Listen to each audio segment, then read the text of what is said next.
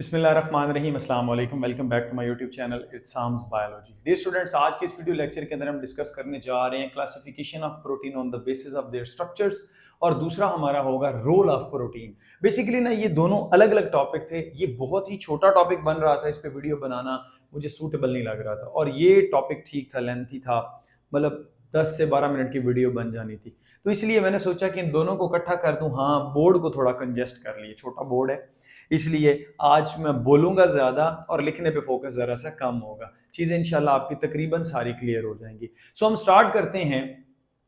Protein के structure की base पर हम उनको दो मेन स्ट्रक्चर्स के अंदर या दो मेन क्लासेस हैं उसके अंदर हम क्लासिफाई करते हैं।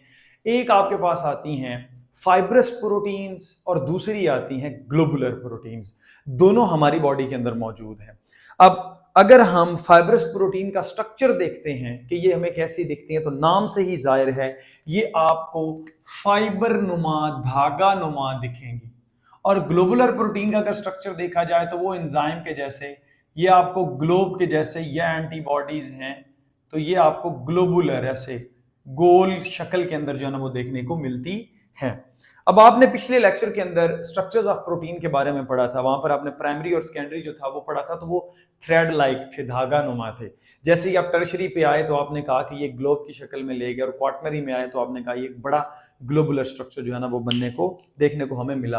अच्छा जी, स्ट्रक्चर के लिहाज से तो जो फाइब्रस प्रोटीन होती है इसमें प्राइमरी प्लस सेकेंडरी स्ट्रक्चर जो है ना वो इंपॉर्टेंट होता है। इसी तरह से जो आपके पास ग्लोबुलर है इसके अंदर टर्शरी प्लस क्वार्टरनरी, ये दोनों स्ट्रक्चर इसके अंदर जो है ना इंपॉर्टेंट होते हैं। यानी कि फाइब्रस प्रोटीन को बनाने के लिए सेकेंडरी स्ट्रक्चर जो है वो हाईली इंपॉर्टेंट होते हैं।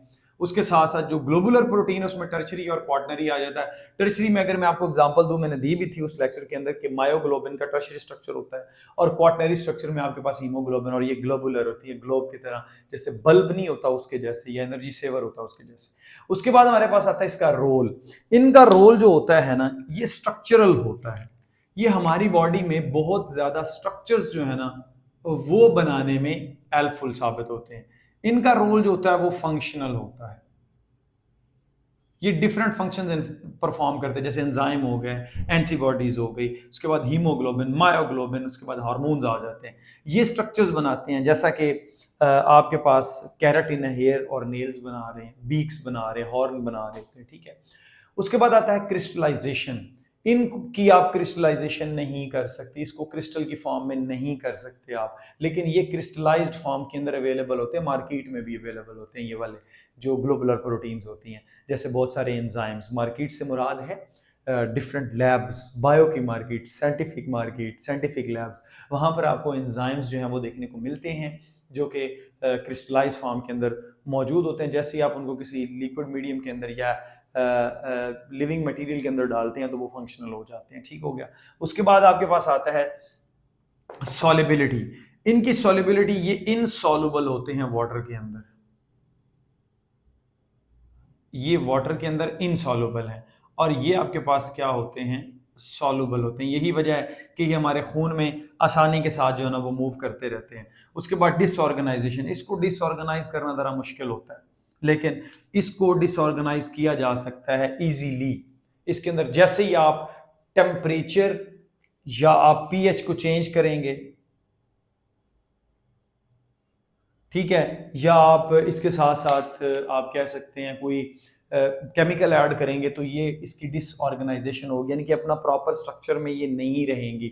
इसका मतलब है कि ये इतनी मजबूत नहीं होती उस हवाले से। ये आपके पास चूंकि स्ट्रक्चर बना लिए, तो स्ट्रक्चर बनाना क्या होता है, बड़ा मजबूती का काम होता है। स्ट्रक्चर जो होते हैं वो आसानी से टूटते नहीं है। दैट्स वाई फाइब्रस प्रोटीन्स जो होती हैं उनको डिसऑर्गेनाइज करना जरा मुश्किल होता है। उसके बाद आती है इसकी एग्जाम्पल। इसमें एग्जाम्पल आपके पास आ जाती है सिल्क, जो वेब ऑफ सिल्क होती है, उसमें आपने देखा होगा जो थ्रेड लाइक स्ट्रक्चर्स होते हैं वो प्रोटीन से मिलकर बने रहते हैं। कैराटिन प्रोटीन हमारे हेयर्स और नेल के अंदर पाई जाती है।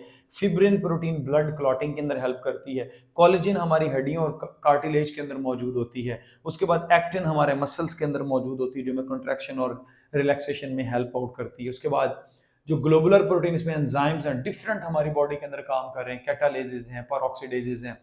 उसके बाद एमाइलेजेस हैं, डीएनए पॉलीमरेजेस हैं, आरएनए पॉलीमरेजेस हैं, हीमोग्लोबिन और मायोग्लोबिन भी ग्लोबुलर हैं, ये ऑक्सीजन और कार्बन डाइऑक्साइड को कैरी करती हैं, एंटीबॉडीज फाइट करती हैं मेरे बच्चों, ये मैं आपको आगे बताऊंगा इंशाल्लाह। और उसके बाद हार्मोन्स हमारी बॉडी में डिफरेंट टाइप के जो है ना वो काम कर रहे होते हैं, चीज़ों को रेगुलेट करने, जैसे इंसुलिन है, ग्लूकागॉन है, ग्लूकोज के लेवल को करते हैं, ठीक है, वो आगे हम इंशाल्लाह ये हार्मोन्स के टॉपिक में पढ़ेंगे, मैंने यहाँ पे कहीं लिख रखी है। उसके बाद आता है role of protein in life, living organism के अंदर प्रोटीन का रोल क्या है। प्यारे बच्चों, जब भी हम प्लाज्मा मेम्ब्रेन की कंपोजिशन के बारे में पढ़ते हैं तो हमारे ज़हन में सिर्फ एक ही बात आती है कि प्लाज्मा मेम्ब्रेन जो है ना उसमें 60 to 80% क्या होती है, प्रोटीन होती है, और ये प्रोटीन लिपिड बाय लेयर में इंबेडेड होती है, इनको ट्रांस मेम्ब्रेन कैरियर या ट्रांस मेम्ब्रेन प्रोटीन्स, ठीक है, इंट्रिंसिक और एक्सट्रिंसिक फैक्टर्स के बारे में आपने पढ़ा होगा। तो ये प्रोटीन्स इस तरह करके इसके अंदर इंबेडेड होती है, क्योंकि इनका वेट ज्यादा होता है, स्ट्रक्चर तो नो डाउट बना रही होती है लिपिड, लेकिन फंक्शन जो परफॉर्म कर रही होती है वो प्रोटीन्स कर रही होती हैं। तो इसमें हमारे पास आ जाते हैं यहाँ पर चैनल्स आ जाते हैं। चैनल्स क्या होते हैं, कुछ ऐसे ओपनिंग्स होती हैं जिसमें चीजें आसानी के साथ गुजर जाती हैं। पंप, सोडियम पोटाशियम पंप होता है जो against the concentration gradient energy लगा के सोडियम को मेम्ब्रेन के जो होता है वो अंदर और पोटाशियम को मेम्ब्रेन के बाहर जो है वो भेजा जाता है न्यूरॉन के केस के अंदर, तो एनर्जी लगाई जाती है, सोडियम पोटाशियम पंप यहाँ पे आ जाता है। फिर कुछ गेट्स होते हैं, गेट्स भी ओपन होते हैं जो कि डिफ्यूजन और जो है उसके अंदर हेल्पफुल साबित होते हैं बहुत सारी आयंस और उसके लिए आपके पास गैसेस वगैरह के लिए, ठीक है, और सब्सटेंसेस के लिए गेट्स, चैनल्स और पंप्स आपके पास आ जाते हैं। उसके बाद हमारे पास आता है bones, cartilage, nails and hairs. इनके अंदर खास किस्म की प्रोटीन्स पाई जाती हैं, जैसा कि कोलेजन है, कोलेजन आपके पास कार्टिलेज और बोन के अंदर पाई जाती है, ये स्ट्रक्चरल प्रोटीन है, आपकी बोन का प्रॉपर स्ट्रक्चर बनाने में हेल्प करती है, कार्टिलेज का जो प्रॉपर है वो स्ट्रक्चर बनाने में हेल्प करती है प्यारे बच्चों। उसके साथ साथ हमारे पास आता है जो नेल्स और हेयर्स होते हैं, इसके अंदर ये कैराटिन प्रोटीन है, कैराटिन प्रोटीन ये पर्टिकुलर स्ट्रक्चर्स बनाने में हेल्पफुल साबित होती है। उसके बाद हमारे पास आते हैं एंजाइम्स। एंजाइम हमारे बॉडी में जो मेटाबॉलिक पाथवेज होते हैं ना उनके अंदर इनका बड़ा रोल होता है। इसके अलावा ये डाइजेशन में हेल्प करते हैं, ये आपके पास रेस्पायरेशन में हेल्प करते हैं, सांस लेने में, ये रेप्लिकेशन के अंदर हेल्प करते हैं, ये ट्रांसलेशन के अंदर हेल्प करते हैं, प्रोटीन बनाने का अमल, ये ट्रांसक्रिप्शन आरएनए बनाने का अमल उसमें हेल्प करते हैं। बहुत ज्यादा चीजें, यानी कि जितने भी हमारी बॉडी के अंदर केमिकल रिएक्शन हो रहे होते हैं उसमें कौन मेनली इन्वॉल्व होते हैं, एंजाइम इन्वॉल्व होते हैं। उसके बाद हमारे पास आ जाता है हार्मोन्स। हार्मोन्स प्यारे बच्चों हमारे पास जैसे इंसुलिन है, ग्लूकागॉन है, ये दोनों आपकी बॉडी में C6H12O6 ग्लूकोज के लेवल को मेंटेन रखने में हेल्प करते हैं। ADH एंटी डायूरेटिक हार्मोन, ये बॉडी में डाइल्यूट यूरिन नहीं बनने देता, यानी कि बॉडी में वाटर के लेवल को क्या करता है, कंजर्व करके रखता है, वाटर को मेंटेन करके रखता है। अगर आप वाटर कम पीते हैं तो आपकी बॉडी में ADH ज्यादा बनेगा। उसके बाद ऑक्सीटोसिन आ जाता है, ये लव हार्मोन भी इसको बोलते हैं, और ये फीमेल के अंदर मिल्क इजेक्शन के लिए इस्तेमाल किया जाता है। किसके लिए प्यारे बच्चों, मिल्क इजेक्शन। और जो आपके पास आता है, यानी कि जो भैंसें वगैरह होती हैं ना उनको ये इंजेक्शन लगाया जाता है ऑक्सीटोसिन का, उसके बाद फिर वो दूध देना शुरू कर देती हैं। इसी तरह से जब बर्थ हो रही होती है तो बर्थ के टाइम पे जो है ऑक्सीटोसिन हार्मोन जो है वो सिक्रीट होता है, जिससे यूटेराइन वाल्स जो होती हैं वो कंट्रैक्शन पैदा करती हैं और बच्चे की पैदाइश में आसानी होती है। उसके बाद हमारे पास आती है transport protein, transport of gases आ जाती है, हीमोग्लोबिन एंड मायोग्लोबिन। मायोग्लोबिन जो है वो सिर्फ और सिर्फ ऑक्सीजन को कैरी करती है, जो हीमोग्लोबिन होती है ये आपके पास ऑक्सीजन और कार्बन डाइऑक्साइड दोनों को कैरी कर सकती है। तो ये आपके पास क्या कहलाती है, ट्रांसपोर्ट प्रोटीन। फिर हमारे पास आती हैं कुछ कैरियर प्रोटीन्स आती हैं जो कि मेम्ब्रेन के अंदर एम्बेडेड होती हैं। अगर आपको थोड़ा सा याद हो, अभी या फर्स्ट ईयर के अंदर मैट्रिक के अंदर आपने चैप्टर पढ़ा होगा बायो एनर्जेटिक्स वाला, वहां पर आपने इलेक्ट्रॉन ट्रांसपोर्ट चेन के बारे में पढ़ा होगा। तो इलेक्ट्रॉन ट्रांसपोर्ट चेन में आपने साइटोक्रोम कॉम्प्लेक्स के बारे में पढ़ा होगा। तो ये वो प्रोटीन्स होती हैं प्यारे बच्चों जो इलेक्ट्रॉन को कैरी करके एक जगह से दूसरी जगह पहुंचाती हैं। अभी आप बायो एनर्जेटिक्स वाले में पढ़ेंगे प्लास्टोसियानिन, प्लास्टोक्यूनिन, फेरिडॉक्सिन, ये सारी प्रोटीन्स क्या होती हैं, कैरियर प्रोटीन्स होती हैं। तो ये इलेक्ट्रॉन्स को कैरी करती हैं और रेस्पिरेशन और फोटोसिंथेसिस में क्या कर रही होती हैं, हेल्पफुल साबित हो रही होती हैं। उसके बाद हमारे पास आते हैं मेंटेन ऑस्मोटिक कंसंट्रेशन। आपकी बॉडी के अंदर एक प्रोटीन है, नाम है एल्ब्यूमिन। ये बॉडी के अंदर बॉडी फ्लूइड्स और प्लस साल्ट्स यानी कि सोल्यूट्स की कंसंट्रेशन को क्या करती है, मेंटेन करती है, मेंटेन रखने में हेल्प करती है। तो इस तरह से बॉडी का जो ऑस्मोटिक जो कंसंट्रेशन है उसको भी क्या किया जाता है, मेंटेन। और उसको मेंटेन करने में खास तौर पर कौन रोल प्ले करती हैं, प्रोटीन्स करती हैं, और उसमें हमारे पास आ जाती है एल्ब्यूमिन। उसके बाद आता है ब्लड क्लॉटिंग। बहुत सारी ऐसी प्रोटीन्स होती हैं जो बॉडी के अंदर मेन रोल प्ले कर रही होती हैं, मतलब एंजाइमेटिक एक्शन परफॉर्म कर रही होती है, लेकिन कुछ ऐसी होती हैं जिनको इनएक्टिव फॉर्म के अंदर जो है ना वो बॉडी के अंदर सक्रीट किया जाता है। उसमें एक आपके पास जो है ना वो आती है फिब्रिनोजिन। जैसे ही कोई इंजरी होगी तो फिब्रिनोजिन किसके अंदर चली जाएगी, फिब्रिन के अंदर। ये ब्लड के अंदर सॉल्युबल है, ये इनसॉल्युबल है। जैसे ही फिब्रिन आएगी प्यारे बच्चों, तो ये क्या करती है, यहां से मसलन ये कट लगा तो फिब्रिन आके इसके ऊपर ऐसे नेट सा बना लेती है ऐसे करके, और इस नेट के अंदर फिर क्या होता है, विटामिन के और उसके साथ प्लेटलेट्स जो है ना वो इसकी हेल्प करती हैं। इसके ऊपर एक प्लग बना दिया जाता है और ब्लड की जो लीकेज है उसको क्या कर दिया जाता है, रोक दिया जाता है। तो ये ब्लड क्लॉटिंग के अंदर इस तरह से थ्रोम्बिन में कन्वर्ट होती है, तो वो भी उसके अंदर आ जाती है। उसके बाद हमारे पास आती है contraction. All types of the contraction भी जो सेल के अंदर होती है वो कौन करवा रही होती है, प्रोटीन्स। जैसे एक्टिन और मायोसिन आपके मसल्स के अंदर, जो आपके पट्टे हैं ना, ये जो मेरे पट्टे कॉन्ट्रैक्ट और रिलैक्स कर रहे हैं, ये एक्टिन और मायोसिन की वजह से कर रहे हैं। अगर ये प्रोटीन्स ना हो तो ये फिर आसानी से जो है वो मूव नहीं कर सकते। ठीक हो गया प्यारे बच्चों, या कॉन्ट्रैक्शन और रिलैक्सेशन नहीं होगी। उसके बाद आती है ट्यूबुलिन प्रोटीन, जो कि माइक्रोट्यूब्यूल्स में पाई जाती हैं, और ये क्या करती हैं, स्पिंडल फाइबर।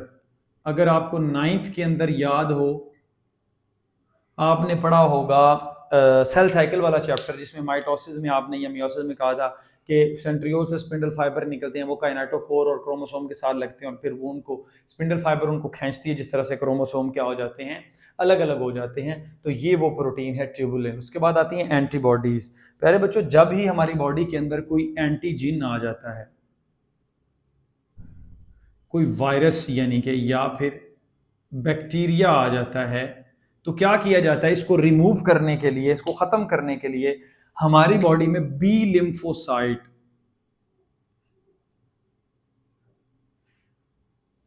इम्यूनोग्लोबिन बनाते हैं, यानी कि एंटीबॉडीज बनाते हैं। ये एंटीबॉडीज इन एंटीजन के साथ इंटरेक्ट करती हैं और फिर फेगोसाइट्स को कहती हैं कि यहाँ पर है, इंडिकेट करता है, फेगोसाइट आते हैं, इसको खा देता है और उसको ख़त्म कर देता है। तो आपकी बॉडी में एंटीबॉडीज़ बड़ा ही इंपॉर्टेंट रोल प्ले करती हैं। अब देखिए, कोविड आया था, अब जो बंदे बच गए उनकी बॉडी के अंदर कोविड की एंटीबॉडीज़ मौजूद हैं। नेक्स्ट टाइम अगर उन पे कोई कोविड वायरस आता है या कोई इस तरह की प्रॉब्लम आती है, तो उनकी बॉडी में ऑलरेडी क्या मौजूद है, एंटीबॉडीज़ मौजूद है, तो उनको इतना फाइट करने की वजह से टेंशन नहीं बनेगी। ठीक हो गया। उसके बाद हमारे पास आ जाती हैं स्टोरेज प्रोटीन। स्टोरेज प्रोटीन कुछ ऐसी प्रोटीन है जो आयन को स्टोर करती हैं, कुछ ऐसी प्रोटीन है जो कि अमाइनो एसिड्स को क्या करती हैं, स्टोर करती हैं। एग्जांपल में आप देख लेते हैं, फेरेटिन प्रोटीन है, ये आयरन को स्टोर करती है। कैसीन प्रोटीन मिल्क प्रोटीन कहलाती है, ये कैल्शियम आयंस को स्टोर करती है। तो ये दोनों प्रोटीन आयन को स्टोर कर रही हैं। अब ये जो फेरेटिन प्रोटीन है ना, ये एनीमिया का टेस्ट किया जाता है कि बंदे को खून की कमी तो नहीं, आयरन की डेफिशिएंसी तो नहीं है। अगर तो आपकी बॉडी के अंदर फेरेटिन का लेवल कम है तो इट्स मीन आपकी बॉडी में एनीमिया हो सकता है, या एनीमिया है, आपको खून की कमी है। ठीक है। अगर फेरेटिन का लेवल ज्यादा है या नॉर्मल है तो इट्स मीन आपकी बॉडी नॉर्मल है, तो इसका मतलब है आपको ब्लड की कमी नहीं है। उसके बाद कैसीन, कैल्शियम। उसके बाद एल्ब्यूमिन प्रोटीन जो होती है वो क्या करती है, अमाइनो एसिड को स्टोर करने में हेल्प करती है। नेक्स्ट हमारे पास आती है रिप्रेसर प्रोटीन। ये ऐसी प्रोटीन्स होती हैं जो कि डीएनए से मैसेंजर आरएनए बनने, यानी कि ट्रांसक्रिप्शन प्रोसेस को रोक देती हैं, जो कि जीन रेगुलेशन में हेल्प करती हैं। कौन सी प्रोटीन किस टाइम बनवानी है, ठीक हो गया, और कौन सी प्रोटीन किस टाइम पे बंद करनी है, ये किसका काम होता है? रिप्रेसर प्रोटीन का काम होता है। ये प्रमोटर साइट पर आके लग जाती हैं, इसकी आपको समझ नहीं आएगी लेकिन मैं चलो थोड़ा सा बता देता हूँ। प्रमोटर साइट एक जीन होता है ना, जीन ने पर्टिकुलर क्या बनाना होता है? मैसेंजर आरएनए, और उस मैसेंजर आरएनए से क्या बनी थी? प्रोटीन। अब फॉर एग्जांपल हमारी बॉडी में इंसुलिन ज्यादा हो गई है, तो अब इंसुलिन तो नहीं ना बनेगी, तो इंसुलिन की जीन के ऊपर रिप्रेसर प्रोटीन जाके बाइंड हो जाएगी। जब वो बाइंड होगी तो अब इंसुलिन की प्रोटीन जो है वो उसके लिए मैसेंजर आरएनए नहीं बनेगा। तो ये रोल होता है प्यारे बच्चों रिप्रेसर प्रोटीन का, कि बहुत सारे जीन्स को जब स्विच ऑफ किया जाता है, ये स्विच ऑफ कौन करवाती हैं? रिप्रेसर प्रोटीन्स करवाती हैं। सो मैं उम्मीद करूंगा कि आपको ये मेरा वीडियो लेक्चर अच्छा लगा होगा। Stay connected. Thank you and अल्लाह हाफिज़।